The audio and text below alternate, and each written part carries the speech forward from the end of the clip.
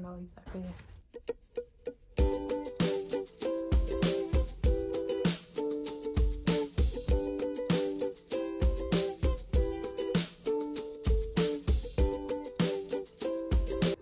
Hey guys, what's up? Today I'm joined by my fiance. Why are you that's like flipping the camera off a little bit. Hello. Why don't you go ahead and introduce yourself? Hi, I am Kale. I am a psychology student in a PsyD program, and I'm currently doing therapy, and I am engaged to this lovely individual who was nice enough to ask me to come talk about stuff with her today. Yeah, so today I actually wrote a post about being in an interracial relationship. So super sensitive topic, right? But I'm actually really excited because I get to bring Kale with me, and you guys can really actually meet him for the first time, and we can talk about our relationship. So yeah. So as you guys know, I write on my blog. It's Love the Gab, which I will put in the description below. And I just posted the new post facing race, which I think is like kind of scary and totally interesting, right? But for us, like, that's a very real thing. Like, every day, you know, like, we kind of have these conversations. We really have to talk about it. Like, it's very real. So I figured that this would be a really great video to post and to really put out there to everybody for the real first time. But before we actually talk about all of that really sensitive topics, I figured that it'd be really cute and really fun if you told people how we met. Oh, how we met. Oh, this is my favorite story. You tell it with a lot more, I think, resentment than I do. So I was going to like a private middle school, and she was going to a different one before second grade.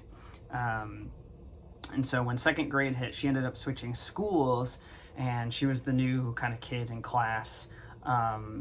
So I remember, well, I don't remember a lot of it because her memory is insane and she remembers everything. But I do remember the first, so she came into class and I ran up to her, and the first thing I said was like, "Hi, my name's Kale and we're going to be best friends." And I was a very extroverted child. I'm still pretty extroverted, but she has not and pretty much never has been extroverted in any way. She's pretty introverted. So she, at the end of the day, went home and cried to her parents because she thought that it was too much for her and she was very uncomfortable. But luckily we lived like literally a minute from each other, so we got to see each other a lot through school and a lot through just living like a block away. And we just kept kind of talking as kids and friends for a long time, and that's how I met her. But it was traumatic for her. It was fine for me because I was excited, but it was traumatic for her. I still cry. Basically, after that, we spent like a ton of time together, right? And I didn't get to change schools despite the fact that I plead for my parents to change me or put me back into school.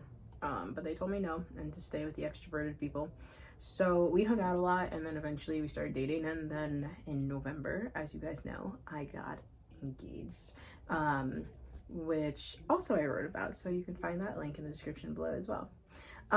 So I kind of like touched on this in the blog post, right? That I kind of feel like, luckily, we haven't had a ton of really terrible experiences in terms of like us being two different races. Like, I feel like in the most part, like in the grand scheme of some couples, like our experience hasn't been too bad, which honestly, let me just preface with saying I'm so grateful for. And I don't think that we even really started to like notice it a lot, or at least like I didn't feel like I started noticing other people noticing it until I was older. Mm-hmm. I don't know if you agree. I would say so. I mean, I'm white, so I haven't had to think about race a lot in my life as a kid or even a teenager. It wasn't really until I started getting into psychology, and then especially in my grad program where they're like, we're trying to be very aware of your racial background and other people's racial backgrounds and what that means and how that kind of affects relationship dynamics, whether it's like a romantic couple or family members or friends, or just clients or people you're seeing.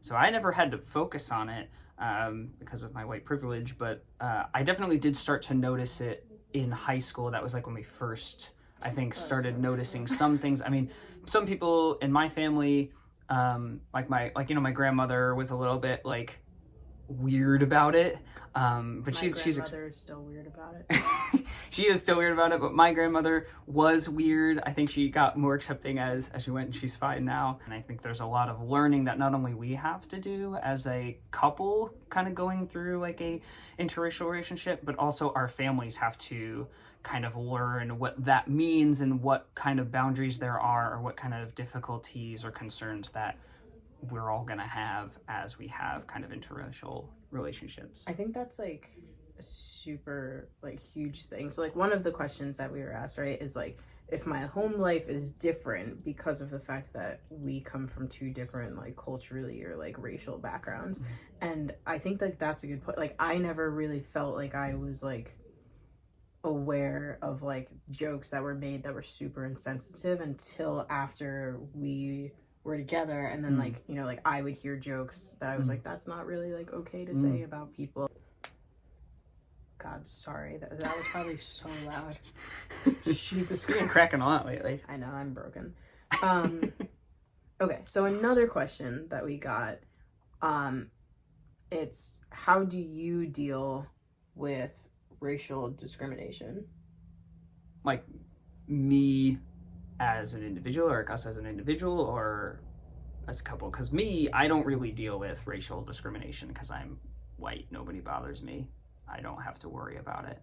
You could do a whole video on how you've experienced and your family has experienced racial discrimination, disparity, and all those difficult Let me know below if you want me to do that. all those kind of difficult things. But I think the only way that I personally experience any form of kind of racial discrimination, I think, would be more indirectly in the context of our relationship, where it's either the way that people have things that people have said to us, the way people have treated us, whether they're uncomfortable with us as an interracial couple. And I've gotten a taste of what it's like for people to be uncomfortable with me because of either my skin color, not really my skin color, but yours, but then also being associated with somebody who is of your skin color.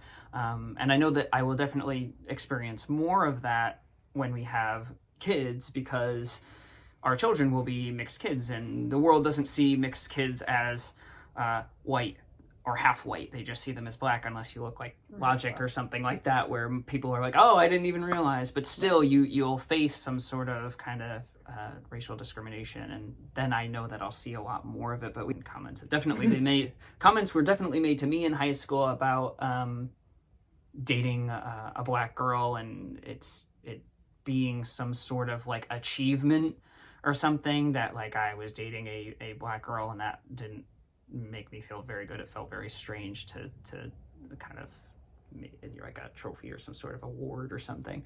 I'm a trophy for other reasons. But then, yes. You also said, which like, backtrack a little bit, because I wrote about this, about how you were like, oh, it's going to come into like, you know, it's going to come into play a lot more when I have kids, right? And I like wrote about how, you know, like I think that we share this fear. I know that we've talked about this like quite a bit, right? But like we have a general concern of like, we have to raise mixed children, right? There's a lot of, I wrote, which is something that I've like heard so often, is people that are like, oh my God, that's so great, because you're gonna have mixed babies. They're and beautiful. I was like, right, they're beautiful, how pretty, oh my God, everyone loves mixed children. And then it was like, but until they don't.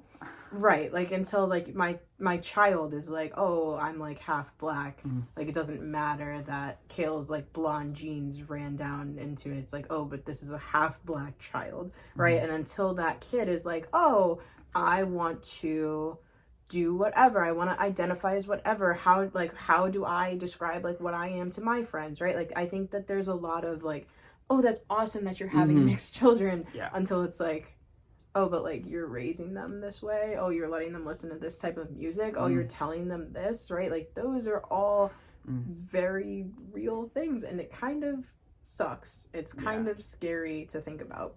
One of the things that it started becoming really, really real for me, because recently in school we had watched a movie called The Hate You Give. It's been out for a while, but that was the first time I had seen it. And like right in the beginning of the movie, the father of an African American family gives a speech to his kids who are young, like 7 or 9 years old, around that age, about racial disparity, police kind of brutality, and targeted kind of racism in terms of systemic social structures, and what the world may look like for someone who's a minority. And I was really taken aback by that, because I realized that like we're gonna have to do that as parents. And I've never had to think about a lot of this stuff before, so it scares me a lot, because I have to figure out, okay, like, how do I be an advocate for my kids and defend my kids, and how will my kids feel able to relate to me, because I'll never know what it's like for them or for you to experience real racial kind of discrimination. All right, so the last thing that I'll ask is, it was, what are you sick of hearing because you're in an interracial relationship? So you go first. I'll go second. I think I mentioned a little bit before, but I think it's like two things that are the most annoying. I think one, when people find out, or like I show them a picture of you, they find out who you are, they see you, like one of the first things people are always like, oh, Kale, like you're dating a black girl, like, and I'm just like, why is that like an achievement or like a trophy or a thing that's like an accomplishment? Like, I don't know, it just seems very strange to me that it matters so much to people. And this is people of all races. They get very like weird about it, and they always like make comments about and I'm like, just like, it's Gabby, like you don't have to be like, oh, she's black. It's literally, you show them a picture and she's like, oh, she's black, and I'm like, yup.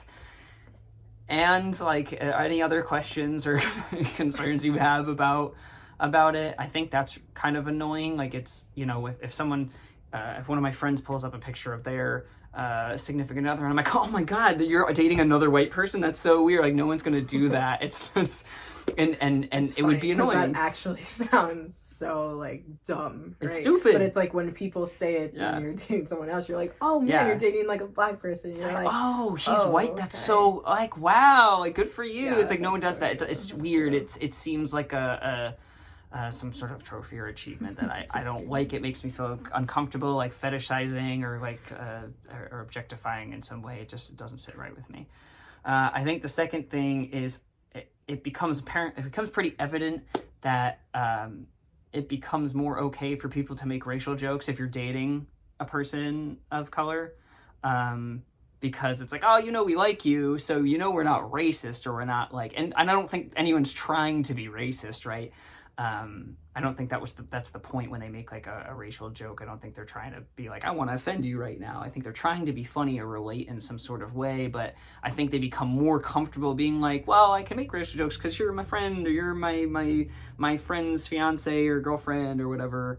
And it's like, okay, I get that you're not trying to be a jerk, or you're not trying to be like racist or say something insensitive, but it is, and just don't be defensive when that happens. I think people get very defensive when you call out racism, whether it's, especially in the context of our relationship, because they also think like, oh, I'm just defending you because you're my fiance and I care about you and I love you, so of course you're going to defend her. It's not really about race, it's about this, but it is a lot of it about kind of race and just being a little more sensitive. I think that, oh my god, you know, I don't even know if I actually told you this, and I'll just use this as my answer. New knowledge.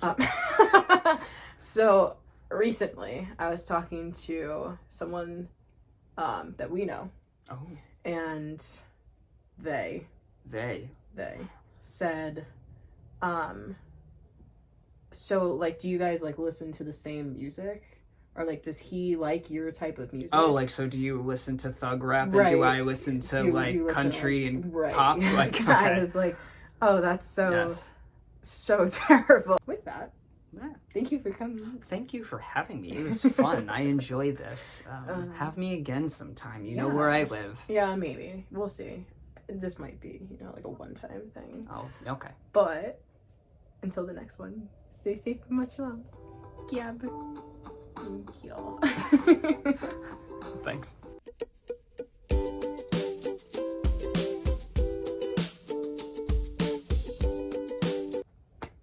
So, direct deposit, check. When am I getting that?